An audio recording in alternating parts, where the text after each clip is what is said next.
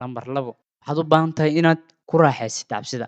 Wax walba oo aad ka cabsanayso oo isku daydid oo aad mar walba tijaabisid, shayga markii aad ka cabsatid oo aad uga carartid waxaan ma tijaabin kartid, ma qaban kartid ama ku fashilantaa hadaad uga carartid waad guuldareysan doontaa. Balse tijaabi, ku soco oo waxaan markii walba oo aad ku fashilmaysid waxaa laga yaabaa inay kugu jirto cashir. Shay walba oo aad ku guuldareysanaysid cashir baa kugu jira. Shay walba oo aad guuldarro kaa soo gaarto waxaa ka qaadan doontaa cashir, waxaad ka qaadan doontaa waayo aragnimo iyo cilmi iyo caqli. Wax walbana waxay leeyihiin waqti iyo waayo, wax walbana waxay qaataan waqtigooda.